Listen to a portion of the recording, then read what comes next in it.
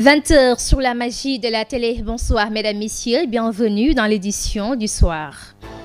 Au sommaire de cette édition, Journée mondiale de l'habitat, le Sénégal se joint au reste du monde. D'après le ministre de l'Urbanisme, Bala Moussa Fofana, le nouveau régime fait de l'accès à un logement une de ses grandes priorités. Vous l'entendrez en début d'édition.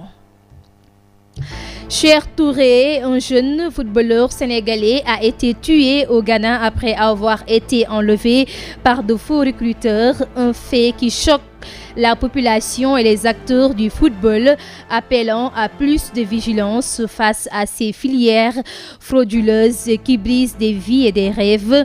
Un reportage d'Amsa Tougano à suivre dans ce journal.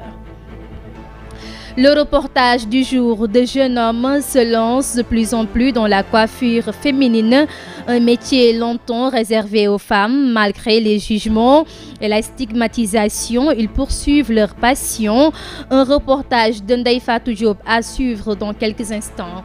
Voici le sommaire, le développement dans quelques instants.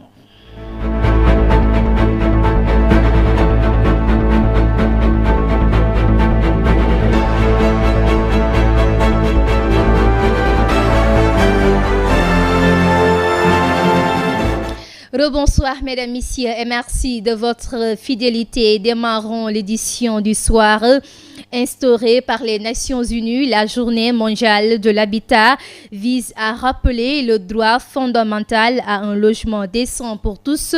Le Sénégal se joint au reste du monde pour célébrer cette journée placée sous le thème Réponse à la crise urbaine liée au climat et au conflit. Lors de la cérémonie, le ministre de l'Urbanisme, des collectivités territoriales et de l'aménagement des territoires, Bala Moussa Fofana, a rappelé que le chef de l'État, Bassirou Diomaye Faye, a fait de l'accès à un logement parmi les grandes priorités du Sénégal. Il est au micro de Mansour Yassé.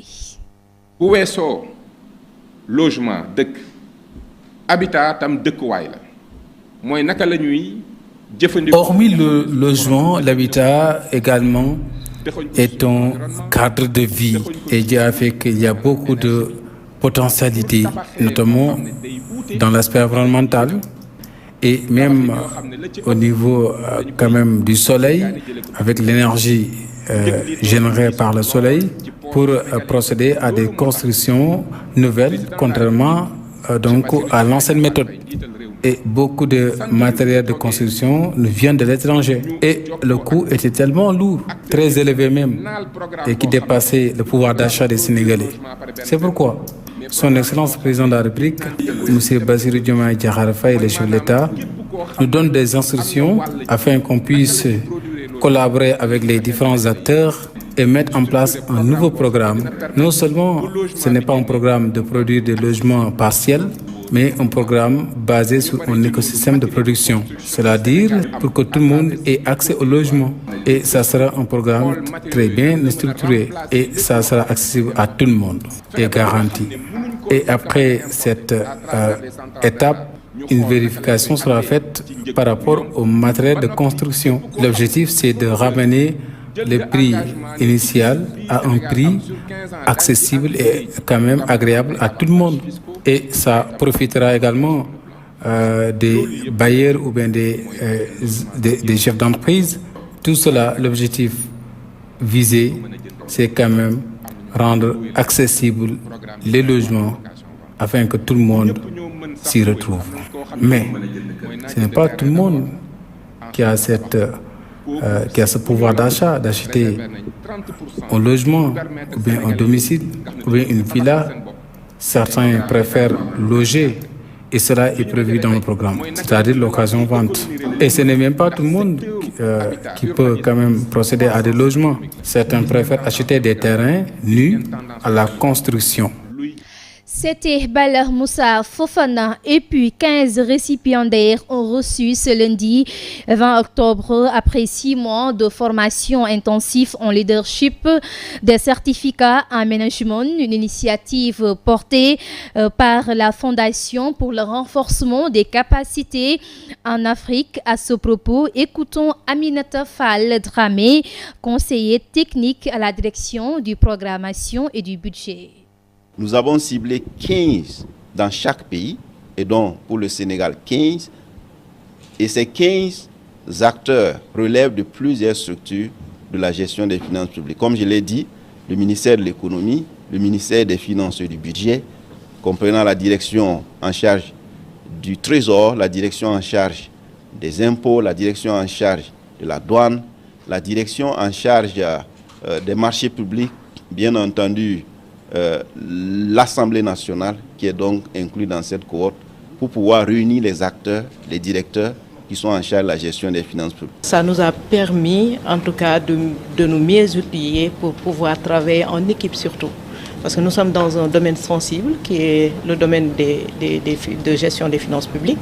Vous n'êtes pas sans savoir que dans ce domaine-là, il y a eu des réformes depuis 2009 avec les directives de l'IOMOA. Nous avons eu un premier jet de textes aussi qui nous a permis de démarrer en 2020 et puis d'autres textes qui sont en train d'être améliorés.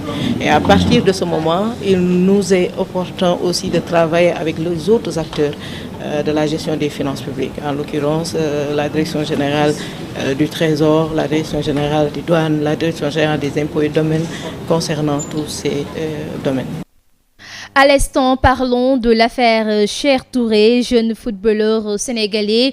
Il a été tué au Ghana après avoir été enlevé par de faux recruteurs partis pour passer des tests au Maroc.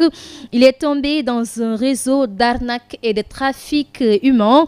2 autres jeunes footballeurs sénégalais sont toujours entre les mains des kidnappeurs, une situation qui choque la population et les acteurs du football, appelant à plus de vigilance face à ces filières frauduleuses qui brisent des rêves et des vies. Un reportage signé Amsatou Gano.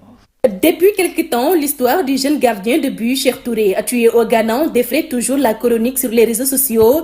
En effet, ce jeune talent de 17 ans a été assassiné au Ghana alors qu'il espérait des tests au Maroc. Victime d'un réseau d'arnaqueurs se faisant passer pour des recruteurs, 2 autres jeunes footballeurs seraient actuellement entre les mains des kidnappeurs. Cette histoire est devenue un symbole des dangers qui guettent les jeunes talents africains. Donc, à partir du moment où les gens le font miroiter, il va pas demander aux parents, il leur demande seulement de miser pour que ils puissent s'exprimer dans une équipe. Mais suivre des gens que tu ne connais pas, ni d'Adam ni d'Ève, ça pose problème. Face à ce cas, qui n'est pas d'ailleurs le premier, les agents des écoles de football sortent de leur silence et appellent à plus de vigilance de la part des parents et des jeunes footballeurs afin de ne pas se faire avoir par les faux recruteurs. Moi, en toute sécurité, il faut d'abord que ceux qui viennent chercher le gosse aient les compétences requises.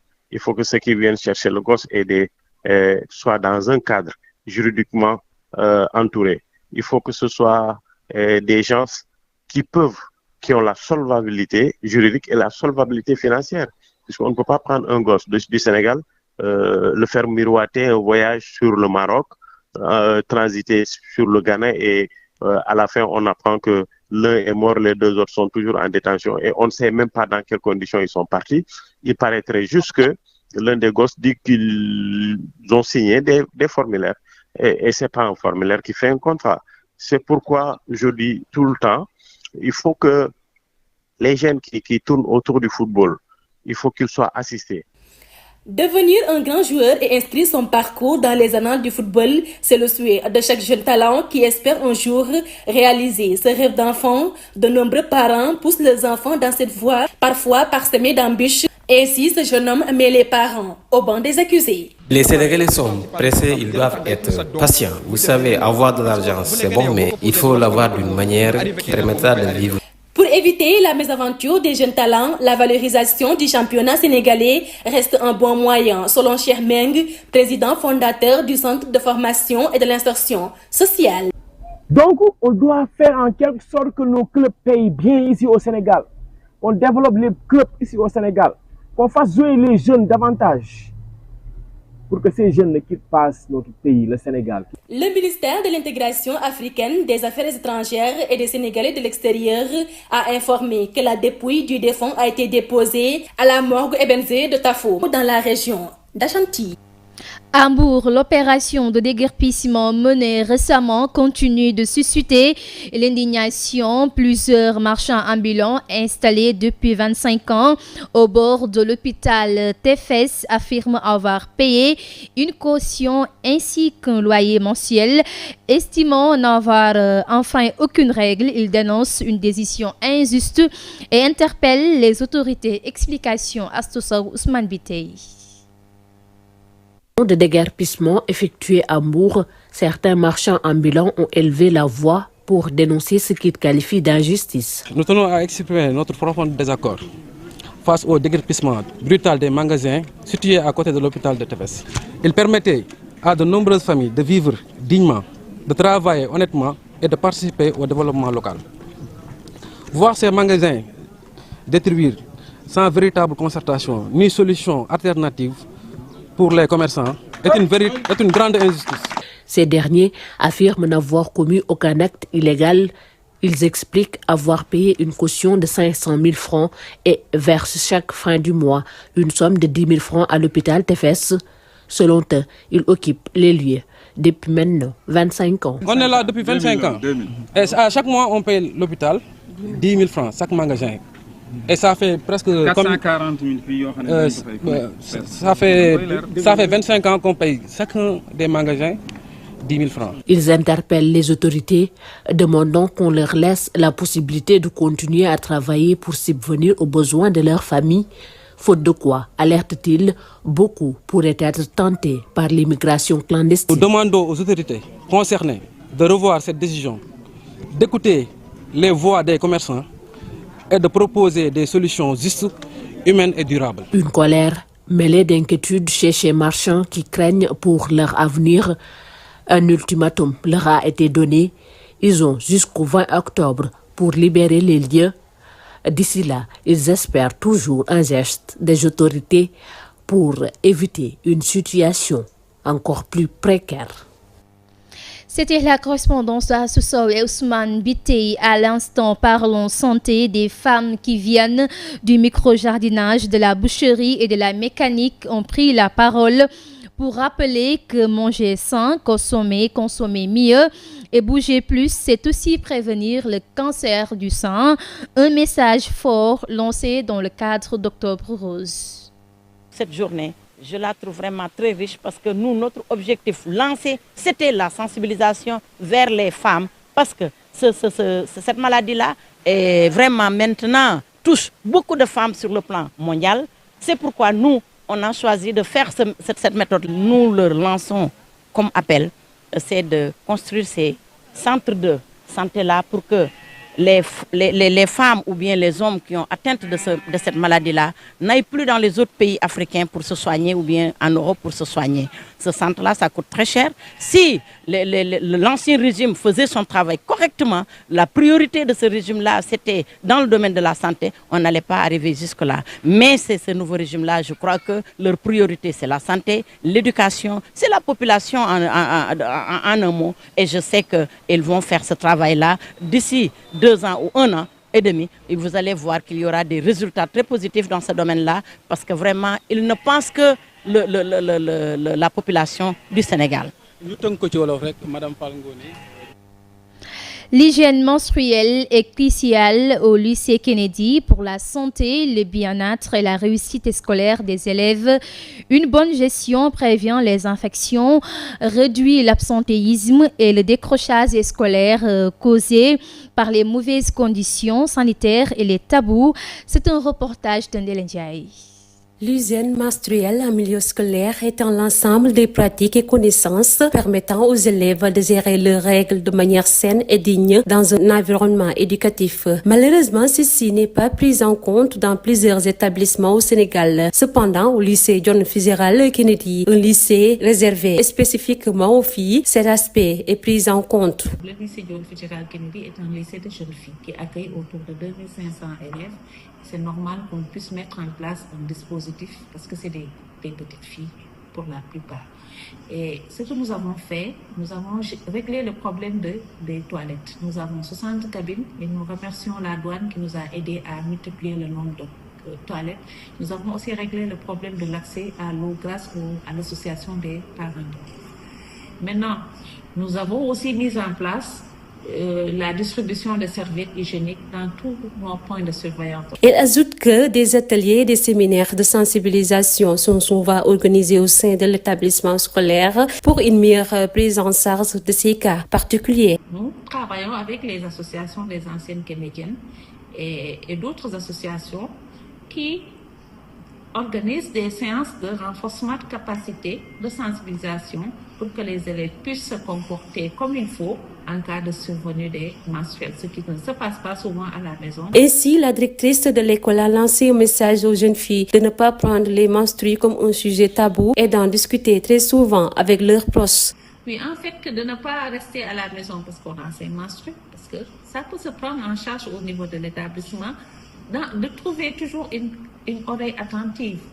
Nous avons un point focal genre au niveau du lycée et elle est disposée vraiment à accompagner les jeunes filles à prendre en charge le problème de l'hygiène menstruelle au niveau du lycée Kennedy. Une mauvaise hygiène menstruelle peut en effet entraîner des infections de l'appareil urinaire ou reproducteur et affecte le bien-être des élèves. Les filles peuvent éviter d'aller à l'école pendant leurs règles par crainte de brimades et à cause de l'insuffisance des installations sanitaires. Les établissements scolaires sensibilisant à la santé menstruelle et dotés d'installations d'hygiène adéquates sont essentiels pour la santé et l'égalité des chances en matière d'apprentissage.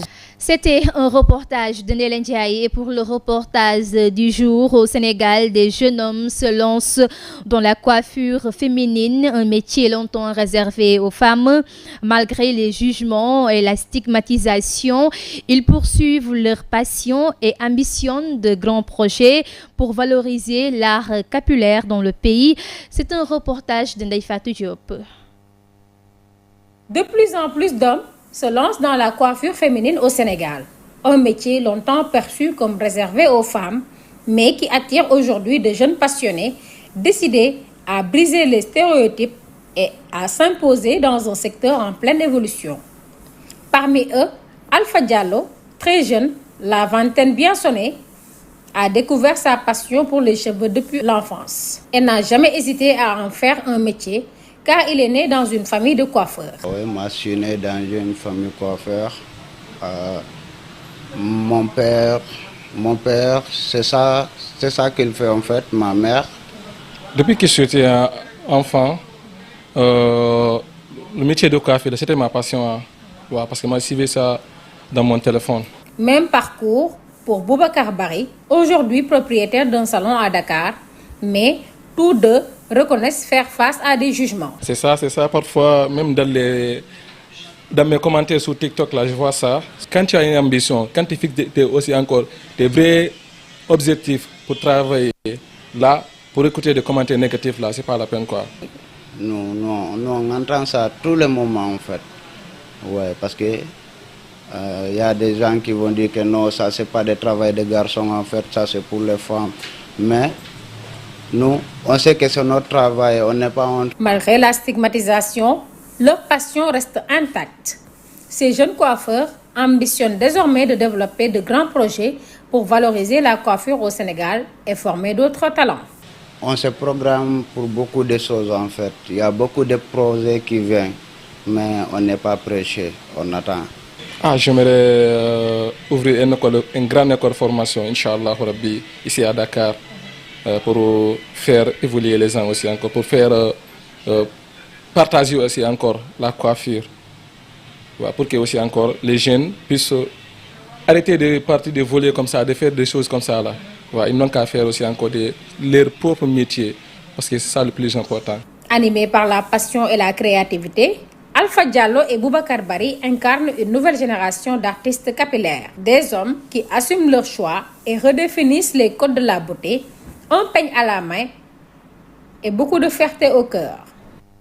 À l'instant, parlons de l'actualité internationale. D'abord au Maroc, 3 semaines après le début des manifestations du mouvement de Zen 7-12-212, le cabinet de Mohamed VI a annoncé dimanche 19 octobre des lois pour moderniser la vie publique et renforcer la participation des jeunes citoyens. L'éducation et la santé publique, secteur au cœur des revendications du collectif, verront aussi leur budget augmenté. Toujours pour l'actu inter, le ministre de l'Intérieur, Laurent Nunez, va envoyer une instruction à tous les préfets pour qu'ils renforcent, si nécessaire, les dispositifs de sécurité autour des établissements culturels, dont les musées. Après le vol spectaculaire de bijoux au Louvre, relate l'AFP. Cette décision a été prise après une réunion à Beauvau réunissant autour de Laurent Nunez et de la ministre de la Culture les responsables des services de police afin d'identifier ce qui a fonctionné et ce qui a dysfonctionné, a expliqué à la presse l'entourage du ministre de l'Intérieur. Et pour les sports, une seule page, Africa Global Logistique a joué la grande finale de son tournoi ce samedi au stade des HLM, une compétition organisée par la direction Solutions Logistique, une rencontre qui a opposé Aérien et Transit Export. Les deux équipes se sont départagées au tir au but, compte rendu Mansour Diassé. La finale du tournoi de la direction Solutions Logistiques d'AGL a vécu ce samedi au stade des HLM. Dans une atmosphère très conviviale et bon enfant, la rencontre a opposé Aérien et Transit Export. Un derby âprement disputé, Aérien a ouvert le score avant d'être rejoint par Transit Export, qui a finalement remporté le match au tir au but. À la fin de la rencontre, Sidi était heureux de ce tournoi qui renforce la cohésion au sein de l'entreprise. Je suis très heureux que les membres de AGL aient organisé ce tournoi. Ça a créé de la cohésion, comme je disais tout à l'heure, de l'union, et puis ça a créé des moments de partage et de sport, parce que le pays c'est un Sénégal de sport, donc le sport est important. Et puis voilà, on s'est rassemblés entre nous, c'est rare et ça fait plaisir, et on essaiera de faire ça le plus souvent possible. Le directeur du secteur Solutions Logistiques de son côté a remercié les équipes participantes et magnifie l'esprit fair play qui a régné durant toute la compétition. Que dire, à part un grand merci à tous ceux qui ont participé au succès de cet événement. Ça fait 4 semaines, voire 5, qu'on se réunit tous les samedis ici au terrain des HLM. Il y a eu plusieurs équipes qui se sont affrontées. À la fin, il y a eu un seul gagnant. Le gagnant, c'est AGL. Le gagnant, c'est l'équipe de la DILS. Et je ne fais que féliciter tous mes partenaires qui ont su montrer leur talent, qui ont su jouer avec beaucoup de fair play. Le directeur des ressources humaines a félicité les équipes ayant pris part au tournoi, le directeur général d'AGL, et salue l'initiative. Féliciter toutes les équipes ayant pris part à ce tournoi de la DILS qui a été organisé par la direction des solutions logistiques. Remercier aussi la présence de notre directeur général, notamment Pascal Guerrier, qui s'est déplacé avec tout son codir pour venir célébrer avec les collaborateurs à cette finale de ce tournoi-là. Le capitaine de l'équipe vainqueur a embauché la même trompette, tout en félicitant ses coéquipiers et encourageant les vaincus. Fierté, c'est une fierté. Et, notre équipe, il y a de jeunes joueurs. Ils se sont battus, ils n'ont rien donné. On nous a mené 1-0 à la mi-temps et on a su faire l'effort qu'il faut pour revenir et gagner finalement. Oui, c'était entre collègues, c'était très convivial. On se demandait pardon quand il y avait un contact et qu'on se remet en comprend. C'est l'enjeu et tout ça, mais au final, c'est la DILS qui gagne. Donc on est fiers de faire partie de ce département-là, de cette direction-là. Un tournoi de foot qui assurément renforcera la cohésion d'équipe, améliorer la communication et la collaboration en dehors du cadre professionnel. Et cet élément met fin à l'édition du soir, mesdames, messieurs. Merci de l'avoir suivi. Excellente suite de programmes sur la GTV, la magie de la télé.